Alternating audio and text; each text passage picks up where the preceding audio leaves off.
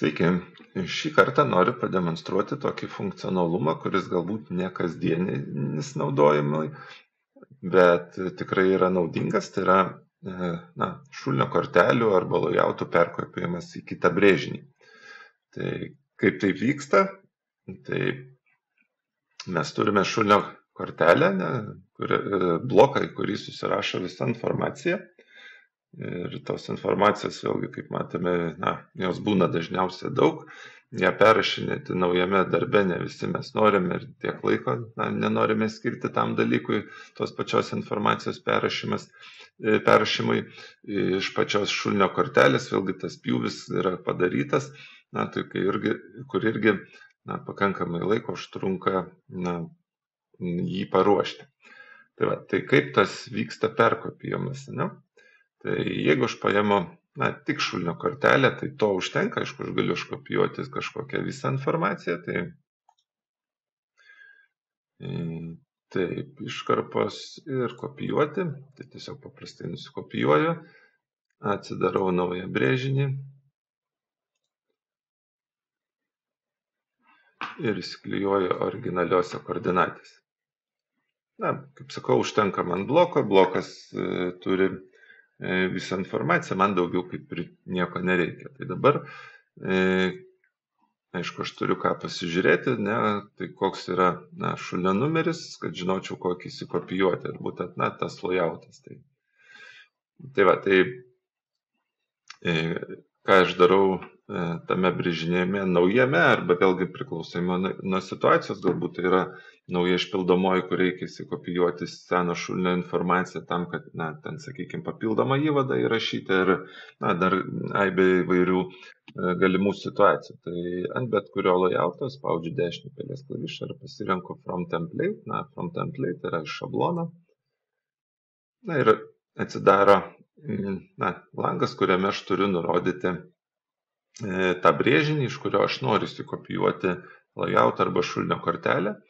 Atkreipkite dėmesį, kad failo tipas arba DVT arba DVG, kas dažniausiai naudojama, tai mano atveju tai yra DVG, aš pasižymiu tą patį DVG ir atsidaro toksai langas, kur aš matau visus galimus lojautus. Tai šiuo atveju aš tik tai noriu vieną įsikopijuoti, tai aš jį pasirenku ir spaudžiu OK. Pats lojautas jis pakankamai greitai įsikopijuoja, vėlgi jame jau yra visa informacija. Tada, kas liečia patį bloką ir lojautą, tai jie dabar yra kaip ir du atskiri objektai, vienas nuo kito nepriklausomi, ir jeigu aš kažkokius pakeitimus daryčiau blokė, tai niekas nepasikeistų šulinio kortelėje. Tai ką aš tokiu atveju turiu daryti? Tai yra tokia surišimo funkcija, bet dar prieš tai parodysiu, kad yra tokia funkcija atidaryti šulinį kortelę. Tai jinai mums praneša, kad šulinys neturi maketo. Tai vadinasi, nėra ryšio tarp kortelės, tai kaip jau minėjau, spaudžiame atitinkamą funkciją ir gauname komandinę eilutę, kad vieną šulinį kopijau, tai vienas šulinys ir yra surištas, ir tada jau veiks irgi minėta funkcija. Atsidaro tą informaciją. Ir dabar galimas ten šulinio kortelės redagavimas, ką aš pakeisiu ir panašiai, užsaugosiu, ir visą tai atsinaujins ir kortelėje, ir pačiame bloke. Tai va. Dabar, sakykime, pabandysiu parodyti ant to pačio brėžinio, kaip su daugiau šulinių veikia, bet principas tai labai tas pats.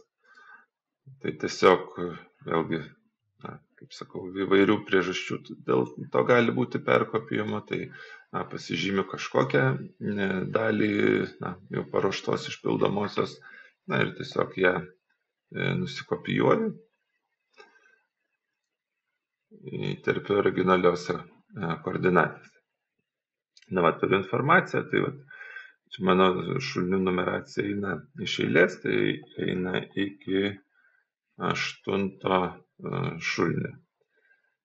Tai vadinasi, jeigu man reikalingi visos šulinių kortelės, tai aš jas visas turėsiu ir pasižymėti.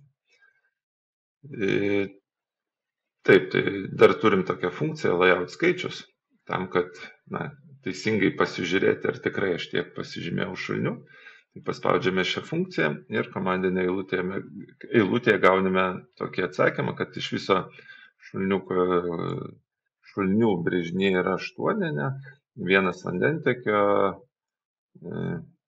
viena kamera, vienu žodžiu, 7 buitinių nuotekų ir vienas vandentekio šulinys, tai iš viso 8. Taip. Tai tokiu atveju vėlgi renkamės bet kokį layoutą ir from template. Vėlgi ta pati išpildomoji, atsidarome ir susižymime su Shift arba Ctrl mygtukų pagalba tos šulinius arba tos layoutus, kuriuos mes norime kopijuoti. Tai tokiu būdu mes galime įsikopijuoti ir bet kokį kitą layoutą, ten kažkokį spausdinimo lapą ir panašiai. Vėlgi būna kitą kartą įvairiuose projektuose, sakykime, nemažai tos informacijos lentelių susiveda, tai mes turim galimybę tiesiog iš vieno brėžinio į kitą kopijuoti, tai irgi galite pasinaudoti šią galimybę. Taip, paspaudžiu OK, dabar įkeliamas kortelės, tai naujose versijose pakankamai greitai kelinėja, jeigu naudojate senesnę, tai pabandykite žymėti po mažiau šulinių. Jeigu ten vėlgi dar gal ir nuo kompiuterio parametrų priklauso, tai kuo galingesnis kompiuteris, tuo greičiau ir paprasčiau visas layoutus sukels. Tai dar kaip ir padarėme veiksmus ir padarome tą šulinių surišimą su kortelėmis.